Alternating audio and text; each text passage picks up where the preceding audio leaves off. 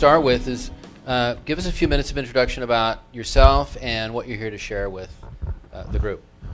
Okay, so we're talking about real estate investment, real estate law. My background is decades in real estate acquisition, entitlement processing, land development, construction management. I was a VP for a home builder. I was agency construction manager for one of the larger construction management firms in Southern California. That firm manages projects that are worth billions of dollars. I'm a professor of construction management. I've taught at Cal Baptist University, and I'm currently with New School of Architecture and Design.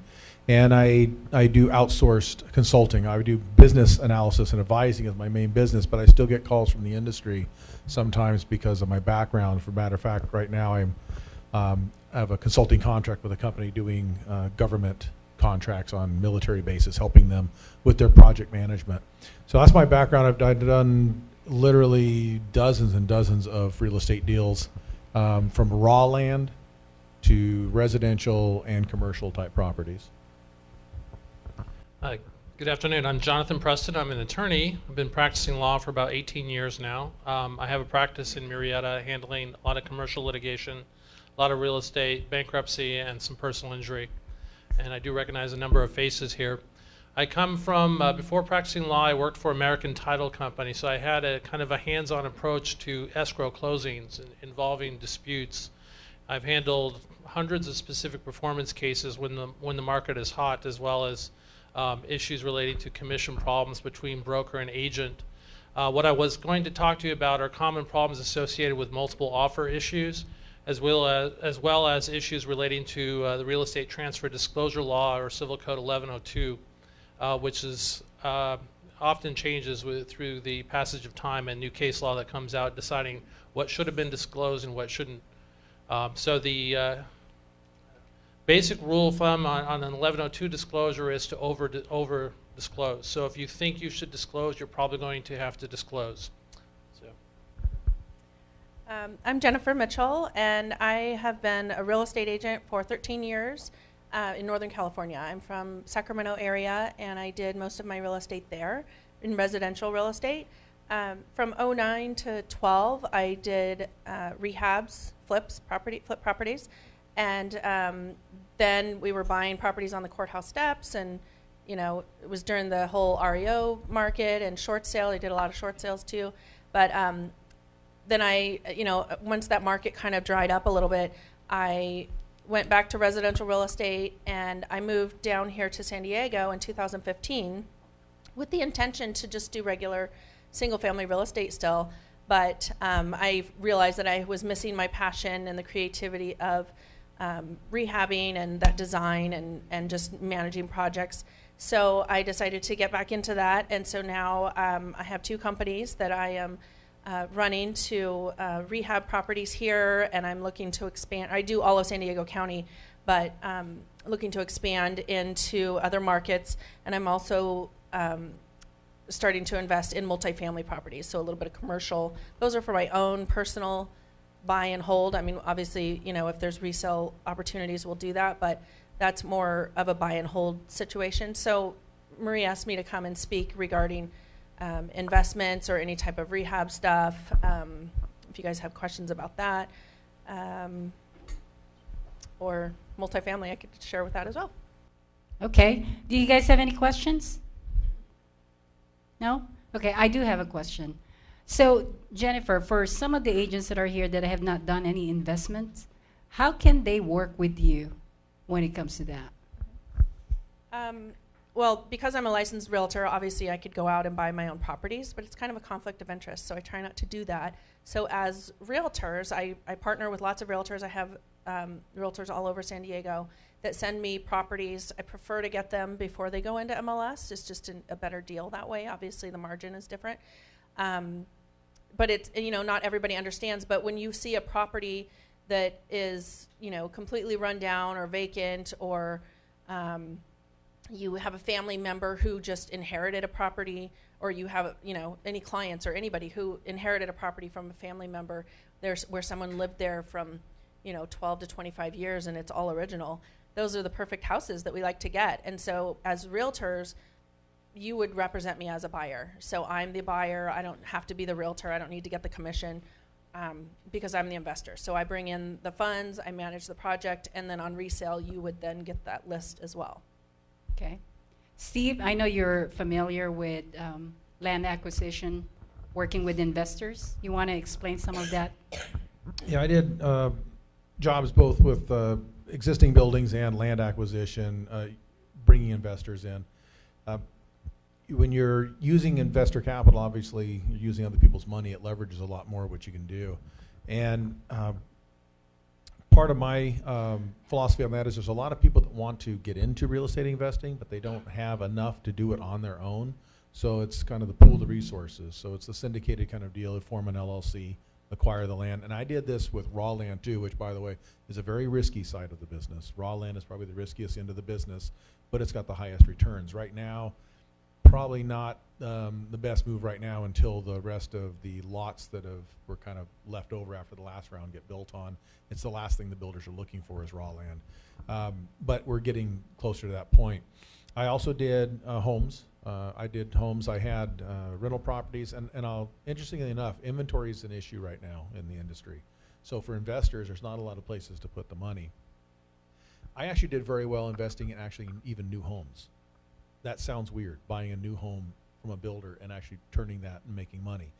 You wouldn't think that's possible. But if you know the builder's world, if you know how the builders think, if you know what their timelines are, if you know when they're up against it to get bonds exonerated, to get loans released and those type of things, you buy that last unit in the tract that nobody's taking and it's holding everything up, there's a lot of pressure and you can actually get really good deals, especially if you can come in and buy it for cash. So there's opportunities that we don't always think are opportunities out there if you're savvy and you kind of know how the business works, and it works to your advantage. So I also did, we worked with 1031 exchanges, rolling people over into other investments. I was able to buy properties, put renters into them for a year and a half, get the long-term gains, and then sell them off. So there's a lot of ways to go. And I also bought the properties that needed the fixing, as Jennifer was referring to. Having a construction background, that was kind of a no-brainer for me. I was able to buy up properties that a lot of people wouldn't touch because they look too far gone. But if you know they're structurally sound, you can make some real money on that coming in and knowing where to put the money and where not to. You don't ever do that house for one you want to live in. You do that house for an appeal to the most number of potential buyers out there that would take it. And that's a hard thing to keep separated sometimes.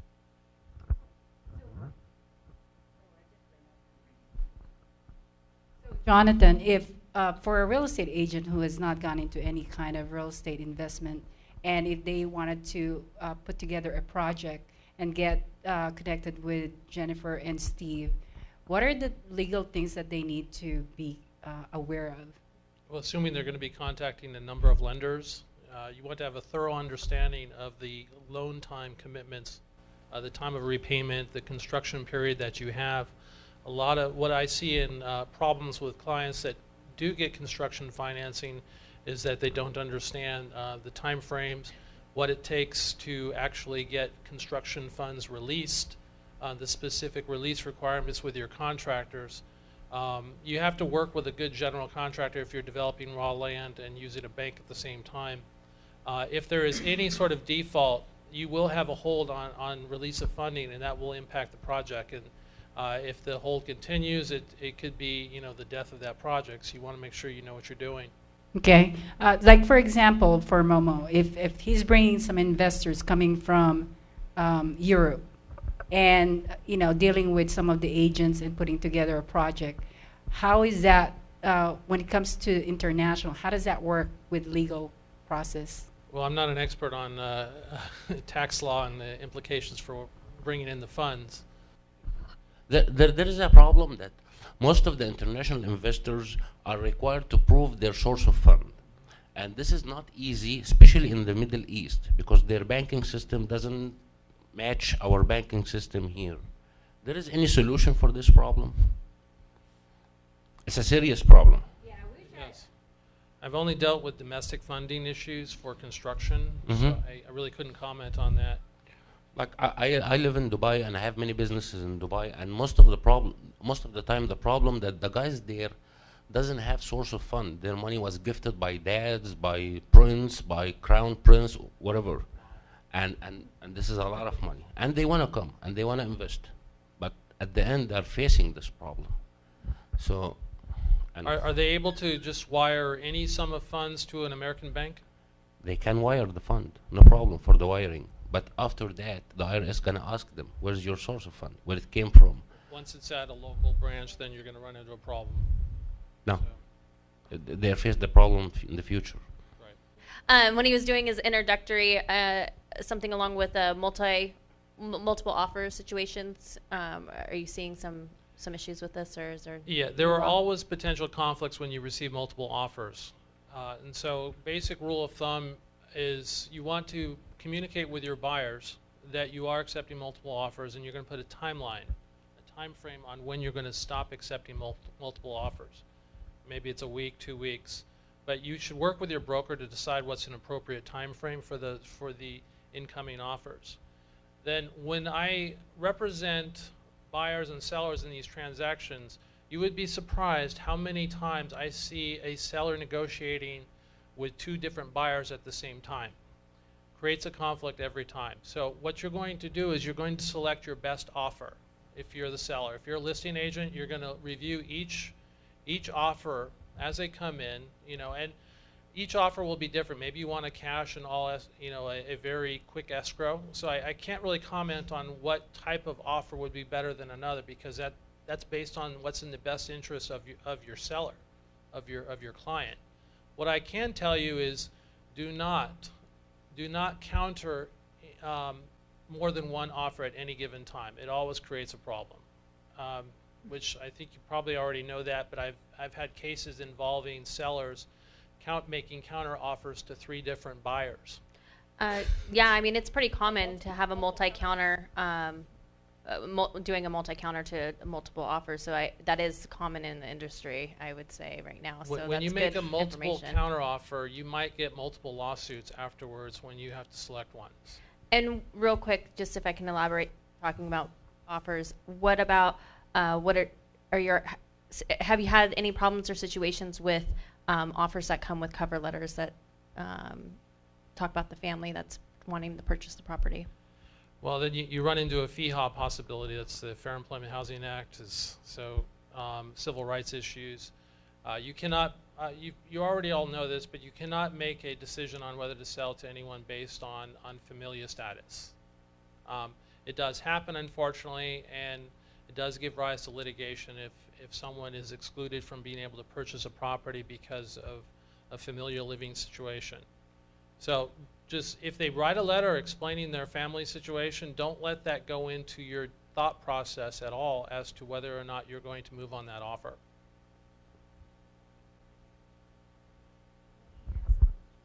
So Jennifer, as a real estate agent and doing all this investment, what kind of problems do you go through though? As an agent or on the investments? As an agent. Sorry,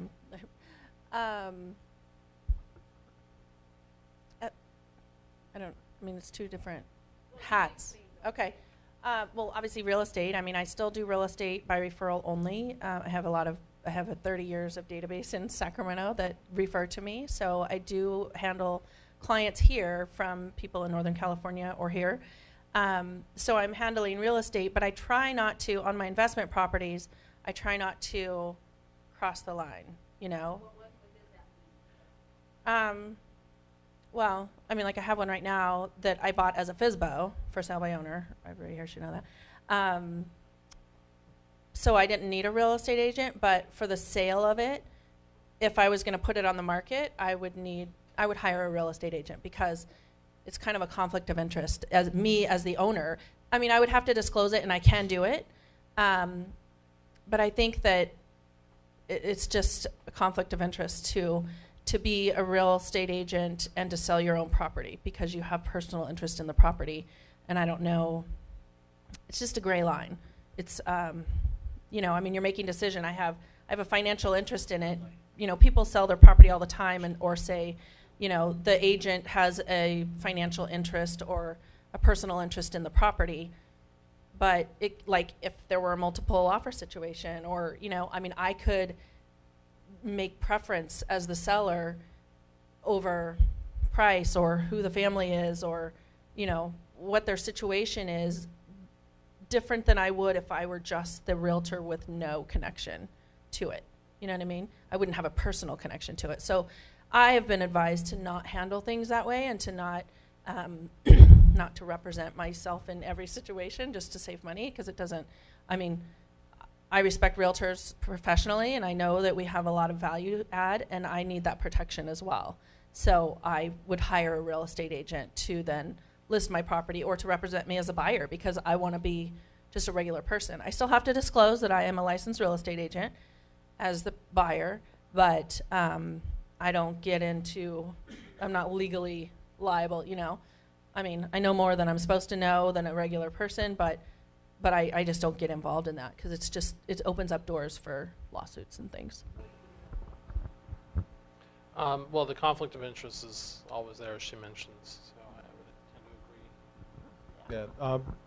Aside from, I guess, just the legal conflict of interest, I intentionally never pursued any kind of a real estate license when I was doing the work I did. I would hire real estate agents to represent transactions, and a lot of that was just keeping the liability separate. If you are going to be an active investor in real estate and you're bringing other people's money in to the deal, if you have a real estate license, there's an expectation of a level of expertise, which means they're holding you a standard where you don't get to make mistakes. So when I was doing it, I was just some guy investing in real estate and inviting family and friends to join me in the journey and put some money at risk to see if we can make some money buying real estate and turning it over. That's why I had the real estate agent in the transaction, so that if anything ever went south, I could say, well, I hired a professional real estate agent to represent us in this. Now, that real estate agent rarely did much work on our transactions, because most of it was handled in-house. But I needed to have them in there, and I never wanted to have any kind of a licensure at all, so that I was just a private person doing investments. And so you have, on the surface, it seems like it might give you more credibility if you have real estate agents getting investors in and those type of things, but it actually opens the door to a lot of potential liability and a lot of culpability. And the fact is, you could know the same without the license as you do with it if you're on the investor side. You get yourself in a lot of trouble with a license. So as real estate agents, try to find those kind of investors that need someone to be in that position to shepherd that stuff through the transaction process. They need to have your expertise, and frankly, your E&O insurance in place to as the protection in case something goes bad. If an investor turns sour on them, that can happen. Any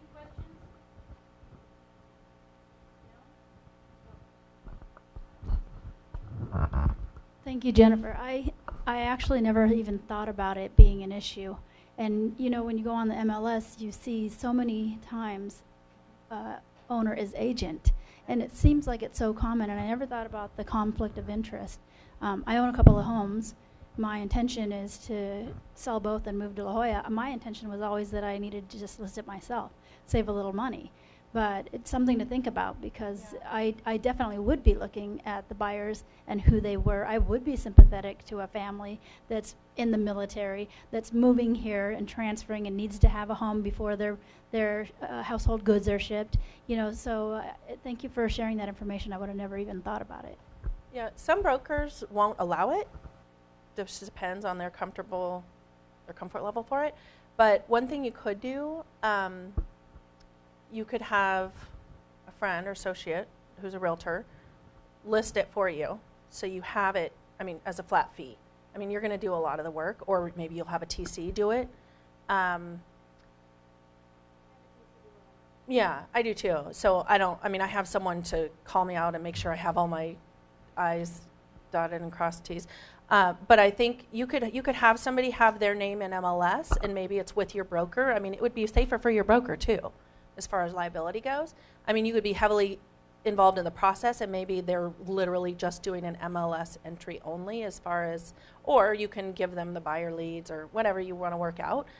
But that would give you a level removed from that transaction. I mean, none of us want to give up money, right? Nobody wants to leave money on the table, but for your safety, for your finances and stuff, I think it would be a safer bet for you, and that way You know, their name is on it, you are removed. I mean, you're still, every seller has an emotional, well, not every, actually, investors don't have an emotional connection to their properties, but, and not every seller does, but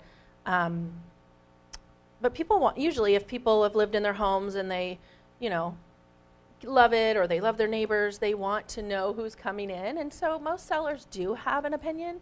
And that's why if you had a realtor in between you, you would tell that realtor up front, I need you to play this role. And I need you to be the go-between, or, you know, I just need you to be the media, yeah, you know, just to make sure that you're not doing anything emotionally or what, you know, I mean, you don't want someone who's just going to be like, oh yeah, here, you do whatever you want, and you really do all the paperwork. You need someone who's really going to do that job, but it's really just to protect you in the long run. Yeah, I know. Yeah, yeah, I know. It's just a layer of protection, I think. Mary, does anybody here know what's the average amount of time that a homeowner stays in their home before they sell it? About 7 years. Okay, what is the statute of limitations on defective construction?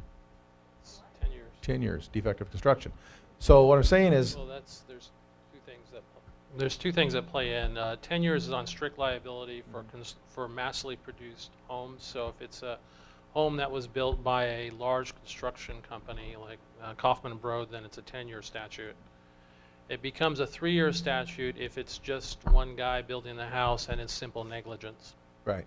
So what I'm getting at is most people, when they buy new homes, few people build their own. They buy a home from builders, so they're buying a new home. That means they're probably going to sell that home. And whether they're investors that are in it for a little while and flip it over, or homeowners that are going to do the same thing just on a longer time frame, there'll just be a few more years before they do that, that might still be under that window. And most of these homes are in community associations nowadays, that they're kind of forced, the builders are forced to form community associations by the public agencies that approve them in order to pay for common amenities like walls and drainage ditches and those type of things. So this is actually kind of a question for Jonathan here, because I used to do litigation support for defective construction, but I wasn't an attorney. I was just up there as an expert to say this is or is not defective construction versus maintenance problems, or this defect belongs to the constructors versus belongs to the designers. My question is when this comes up, whether you are the original owner or you've bought a home that's still within that time frame, do you want to jump on that bandwagon when the entire neighborhood wants to go after the builder? It's happened in my own neighborhood. But I declined to proceed with the litigation because I did not believe that the issues relating to the house were that significant. So this is my own personal opinion, is that if you're deciding to join in on what's called a joinder loss, it's not a class action matter because it's well, I won't get into the difference between what is a mass lawsuit of simple neighbors versus a class action, but the decision to join is based on whether the matter is significant enough and if you're comfortable with the plaintiff's counsel who's usually written to you. Most construction defect plaintiffs firms, I'm not a big fan of them because they tend to charge a heck of a lot on the percentage basis. The terms of the contracts that you get with a plaintiff's CD firm, as we refer to them, not generally that great. If you had a significant issue, you could probably shop that problem on your own and hire a single attorney to handle it. But it's basically a judgment call. If the cost of completion or cost of repair is significant, then you'll probably want to initiate litigation. If we pursue that, because even if we're investors or even for homeowners, we're kind of investors in the property. If we want to sell it again, we want to get the highest return. I have to disclose everything that I presented in court as a problem with the property, don't I? You do. It should be listed. If you look at the statute and your real estate transfer disclosure form, there's about 30 some odd things there. Go through them one by one with your buyer. With your seller. I've actually encountered listing agents who fill that form out themselves and never spend any time with the actual homeowner asking each of the questions on the form. And it creates a conflict later on. And I see this kind of as a sign of laziness on behalf of a listing agent who doesn't spend the time with the form. It's not that I don't think they were intentional, but keep in mind that if there is a non-disclosure issue, For instance, there's a slab crack that you knew about. The damages, basically, the court could automatically award the damage or the diminution value for that non-disclosure plus attorney's fees. And it's a strict liability standard, so as long as the plaintiff can prove that the homeowner was aware of it and it wasn't on the form, even if they didn't read the form that thoroughly, they're on the hook. So it's very important to thoroughly go over the. One point I want to bring is when you're working with clients buying things, just remember this: every buyer is an investor, whether they know it or not. They may be intentionally intending to buy it, hold it for a while, and turn it over for ROI. But even if they're buying it for their personal home, they are a real estate investor. At some point in time, they're going to probably sell that home. Very few people keep that forever and pass it down through the family. That's something from the past. And that means when they go to sell it, they're going to want the highest return on that to go to the next step. So just keep that in mind when you're dealing with anybody, even if they're just a family buying their own personal home. They are actually in it for the investment, even if they haven't consciously figured that out yet. Any other questions? We're good? Okay, well, I think thank you so much. Easy. Thank you.